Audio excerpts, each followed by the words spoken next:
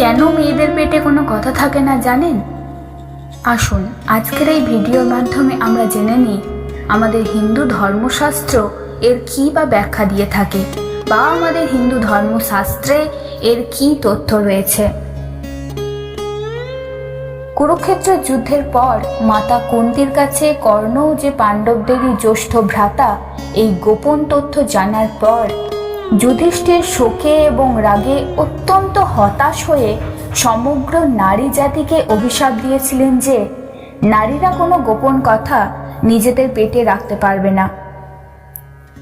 যুধিষ্ঠির মনে করেছিলেন এই গোপন সত্য যদি তারা আগে জানতো তাহলে এই ভয়াবহ যুদ্ধ এবং এত মানুষের মৃত্যু হতো না।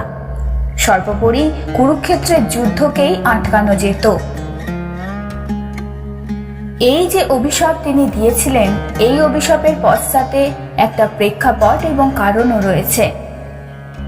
যুদ্ধ শেষে পাণ্ডবরা যখন মৃতদেহ সৎকার করছিলেন তখন মাতা কুন্তী জানান যে কর্ণ হলো তাদেরই জ্যেষ্ঠ ভাই। নিজের ভাই জেনেও অর্জুন যে কর্ণকেই হত্যা করেছে একথা জানা মাত্রই যুধিষ্ঠির অত্যন্ত ভেঙে পড়েন এবং মায়ের নীরবতাকেই দায়ী করেন। সেই সময় কুন্তিকে উদ্দেশ্য করে এবং সমগ্র নারীদের প্রতি ক্ষুব্ধ হয়ে যুধিষ্ঠির বলেন, আজ থেকে কোনো নারী আর কোনো গোপন কথা রক্ষা করতে পারবেন না।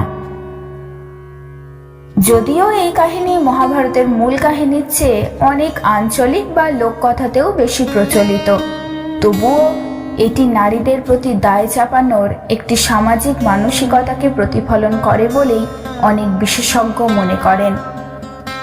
এই অভিশাপটি আসলে যুদ্ধের ভয়াবহতার পর যুধিষ্ঠিরের চরম হতাশারই একটি বহিঃপ্রকাশ ছিল।